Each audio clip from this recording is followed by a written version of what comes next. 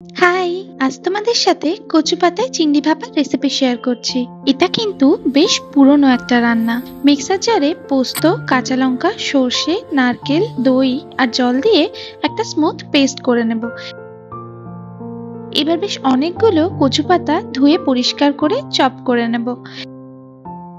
গলা ধরার ভয় থাকলে আমার মতো কচু পাতাগুলো একটু গরম জলে নুন আর লেবুর রস দিয়ে বয়েল করে নেব। এবার একটা স্টিলের টিফিন বক্সে করে রাখা পেস্টটা নিয়ে তাতে নুন, হলুদ, চিংড়ি মাছ, বয়েল করা কচু পাতা আর বেশ অনেকটা সর্ষের তেল দিয়ে মেখে নেব।